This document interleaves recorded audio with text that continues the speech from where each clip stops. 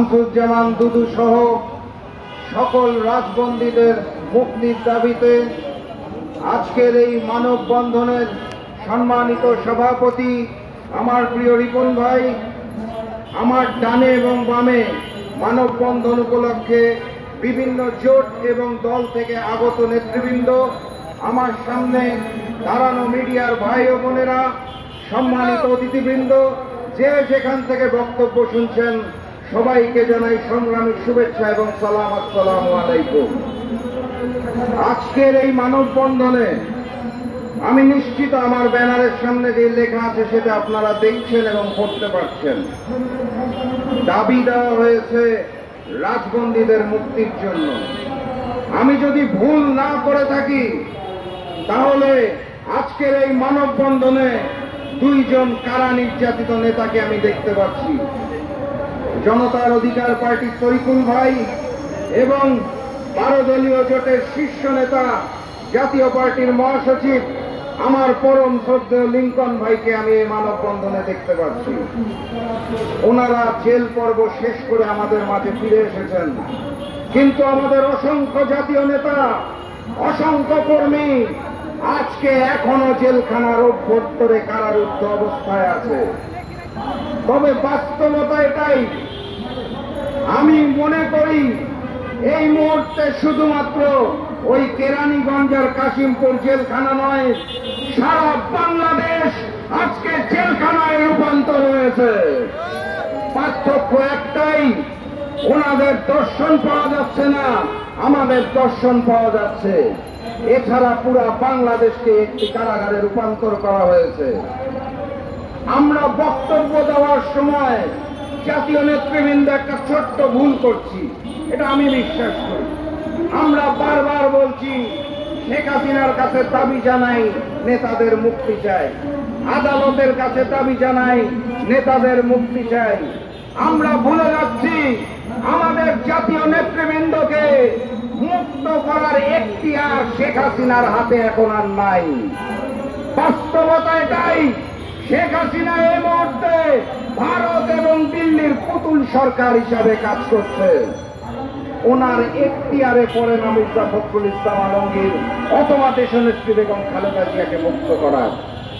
আমরা একই সাথে ব্যথিত হই, মর্মাহত হই যখন জাতীয় নেতৃবৃন্দকে মুক্ত করতে পারি না, কিন্তু একই সাথে সাথে আমরা গর্ববোধ করি, কারণ দেশনেত্রী বেগম খালেদা জিয়া মাথা নত করেন নাই, মির্জা ফখরুল ইসলাম আলমগীর আপোষের সামনে মাথা নত করে নাই, নির্বাচনকে না বলে দিয়েছেন।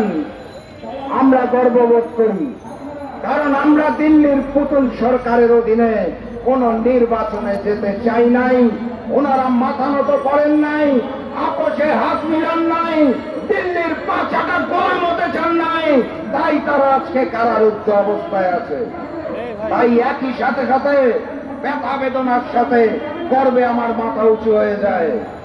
কথাবার্তা পরিষ্কার, ফ্যাসিস্ট হাসিনা সরকারের কাছে মুক্তি চাই না, আদালতের কাছে মুক্তি চাই না, মুক্ত আমাদের করতে হবে এবং সেদিনই মুক্তি করতে পারবো যেদিন দিল্লির পুতুল সরকার শেখ হাসিনার পতন ঘটাতে পারবো। সংগ্রামী সাথী এবং বন্ধুগণ, স্পষ্ট ভাষায় জানিয়ে দিতে চাই, আন্দোলন শুধুমাত্র শেখ হাসিনা এবং আওয়ামী লীগের বিরুদ্ধে নয়, আন্দোলন এই মুহূর্তে ভারতের বিরুদ্ধে, আন্দোলন ভারতের আগ্রাসনের বিরুদ্ধে, ভারতের দিল্লির বিরুদ্ধে। আমরা যদি একত্রিত হতে পারি শুধুমাত্র তাহলেই সম্ভব দিল্লির তাবেদার সরকার, দিল্লির পুতুল সরকার শেখ হাসিনার পতনের। এবং সেই আন্দোলনের ডাক আসবে জনাব তারেক রহমানের থেকে। আপনারা একত্রিত হন, আন্দোলন আসছে এবং আন্দোলন সংগ্রামের মাধ্যমে আমরা জাতীয় নেতৃবৃন্দকে জেলের তালা ভেঙে মুক্ত করবো ইনশাআল্লাহ। কোন শেখ হাসিনার কাছে হাত ধরতে পা ধরতে যেতে রাজি নই। আজকে আপনারা দেখেছেন দেশের অবস্থা। 7 তারিখ প্রহসনের নির্বাচন নিয়ে নতুন করে কিছু বলতে চাই না। সেই আওয়ামী লীগের কাউন্সিলের পরবর্তীতে যা হচ্ছে সেটা আপনারা সবাই জানেন এবং বুঝেন।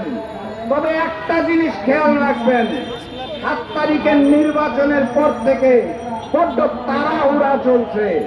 তাড়াতাড়ি করে ফল ঘোষণা, তাড়াহুড়া করে এমপিদের শপথ গ্রহণ, মন্ত্রীদের নাম ঘোষণা, মন্ত্রীদের শপথ গ্রহণ, তাড়াহুড়া করে সংসদের কার্যক্রম পরিচালনা করা। এটার মধ্যে একটা ছোট্ট মেসেজ আছে, মেসেজটা ধরতে হবে। শেখ হাসিনার আওয়ামী লীগ সরকার জানে তারা এবার 5 বছরের মেয়াদ পূরণ করতে পারবে না। তাদের হাতে সময় আছে অল্প, যত দ্রুত সম্ভব লুটপাট করে তারা পালানোর পরিকল্পনা করেছে। আমাদেরকে একত্রিত হতে হবে, ক্ষমতার পালাবদল হবে। সেদিন সীমান্তে আমাদের সীমান্তরক্ষী ভাইদের জায়গায় বিরোধী দলীয় 63টি দলের নেতাকর্মীদের দাঁড়াতে হবে।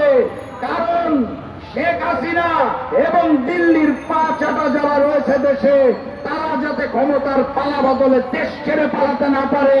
বড় বিচার বাকি আছে, বিচার বাংলার মাটিতেই হবে ইনশাআল্লাহ।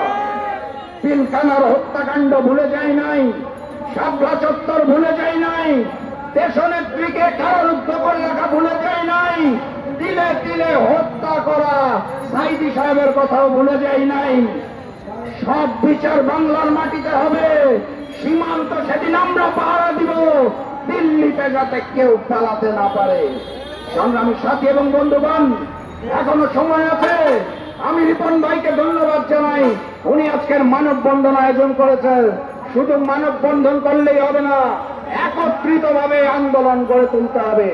সেই সুদিনের প্রতীক্ষায় আজকের মতো বিদায় নিচ্ছি।